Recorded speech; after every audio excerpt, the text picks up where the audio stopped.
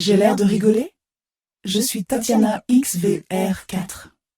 Le prénom Tatiana a une origine russe et est souvent considéré comme dérivé du nom de famille romain Tatius. L'étymologie exacte du prénom Tatiana n'est pas claire, mais il est généralement associé à une signification liée à la féminité, à la grâce ou à la beauté. On s'en fout, continue.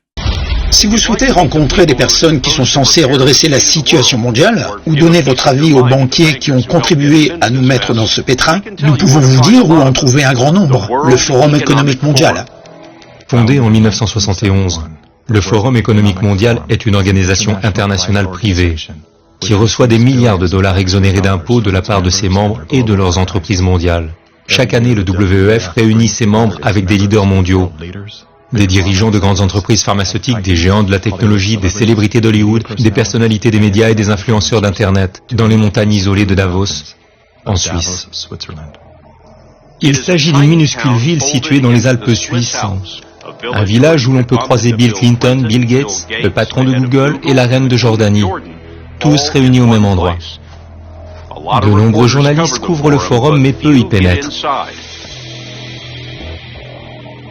Il s'avère qu'il y a deux Davos, l'un que l'on voit et l'autre que l'on ne voit pas. Après les heures de bureau, des centaines de soirées privées sont organisées pour conclure des accords. Les personnes que l'on ne peut pas voir ensemble en public peuvent se rencontrer ici. Votre Altesse royale, Excellence, distingués chefs d'État et de gouvernement, l'avenir est construit par nous, par une communauté puissante, comme vous tous ici. Klaus Schwab, le fondateur du WEF, est particulièrement franc et même fier de sa capacité à façonner et à influencer la politique mondiale. J'ai créé la communauté des Global Shippers. C'est un moyen, une force pour façonner notre avenir commun. Et bien sûr, leur programme Global Young Leaders est un terrain d'entraînement pour qu'ils puissent à terme infiltrer les cabinets. Nous pénétrons les cabinets. Ils auront probablement tendance à gouverner d'une certaine manière. Personne ne sera protégé si tout le monde n'est pas vacciné. Les noms des pays mentionnés ont fini par être les plus dystopiques et les plus autoritaires pendant cette pandémie. Des noms tels que Merkel, Vladimir Poutine, etc. D'autres noms, Jacinda Ardern, Sebastian Kurz, Mauricio Macri, Mark Zuckerberg, Jack Ma, Gavin Newsom, Stephen Bensel, Chelsea Clinton, Leonardo DiCaprio, Sanjay Gupta, Dr. Lina Wen, Alexander et Jonathan Soros, George Soros et ses fils, et plusieurs des Rothschild, bien sûr. Qui pourrait représenter un tel monde mieux que vous, Monsieur le Premier ministre?